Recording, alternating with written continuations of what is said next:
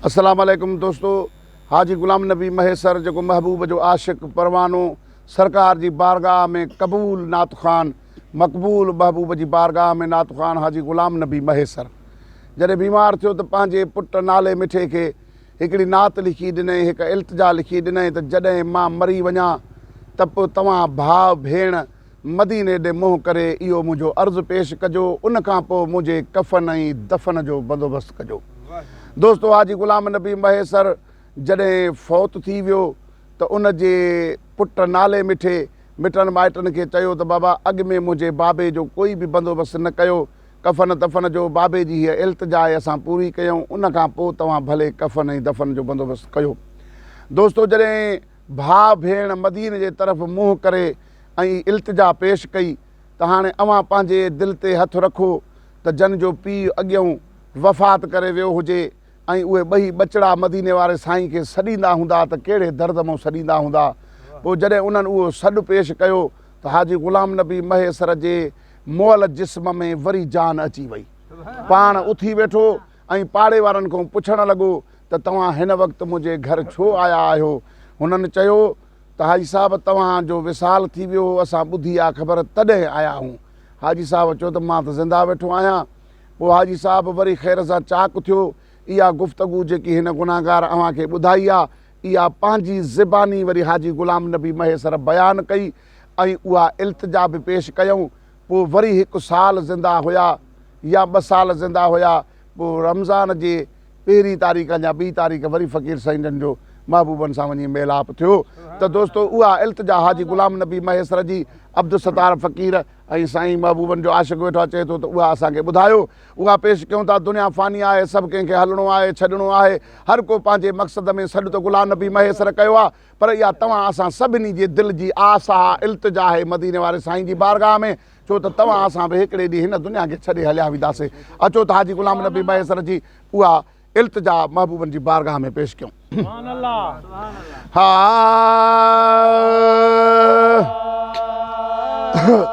मूं ते बि मेहरबानी सदका सवा करे वञो, सदका सवा करे वञो, मां ला इलाज आहियां मुंहिंजी दवा करे वञो, मुंहिंजी दवा करे वञो। मूं ते बि मेहरबानी सदका सेवा करे वञो, सदका सेवा करे मां ला इलाज आहियां मुंहिंजी दवा करे वञो, मुंहिंजी दवा करे वञो। मूं ते बि मेहरबानी सदका सेवा करे वञो, सदका सेवा करे वञो। आशिक़ रहियो रड़िया अच आख़िरी घड़िया, आशिक़ रहियो रड़िया अच आख़िरी घड़िया, लिल्लाहि लग लड़िया, लिल्लाहि लड़िया, दर ते दुआ करे वञो, दर ते दुआ करे वञो। मूं ते बि मेहरबानी सदका सेवा करे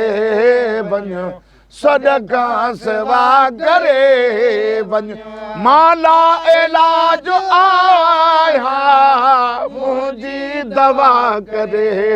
वञो, मुंहिंजी दवा करे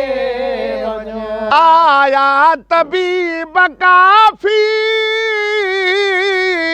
पर पोइ मिली न माफ़ी, आया तबीब काफ़ी पर पोइ मिली न माफ़ी, आहे शफ़ीक़ शाफ़ी,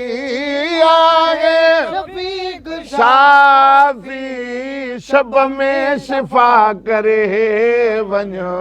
शब में शिवा करे वञ मूं ते बि महिरबानी